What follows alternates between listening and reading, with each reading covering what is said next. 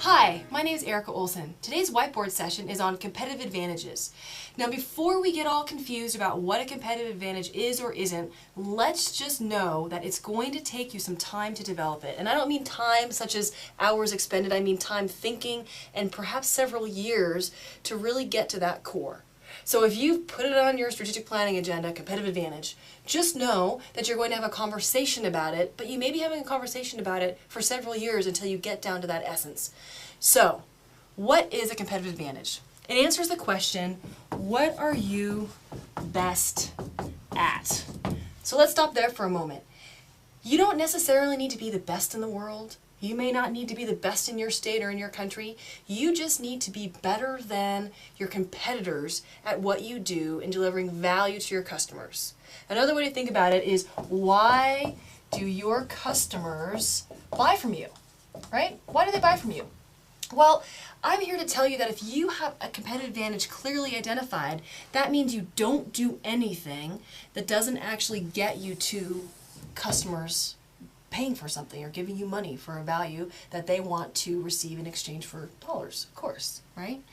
So let's look at how we actually put a competitive advantage together. What are the components? And I really think asking this question, what are we best at? And let's not forget, really at the core, it is our DNA.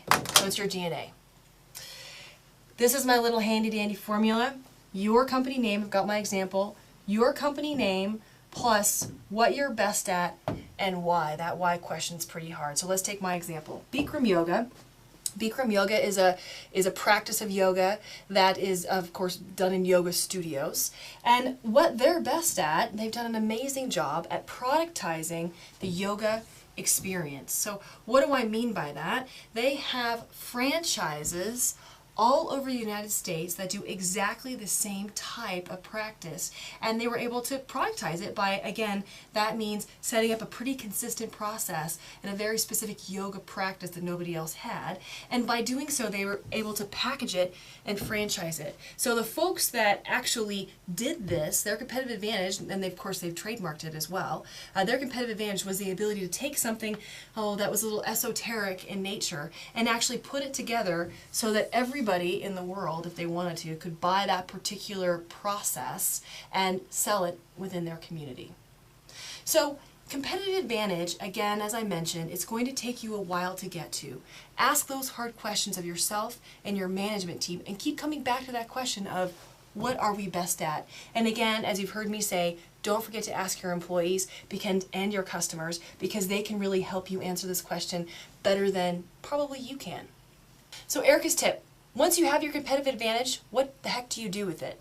It needs to be built into your strategic plan. So all of your goals and objectives and your mission and your vision all need to support the development and the reinforcement of your competitive advantage.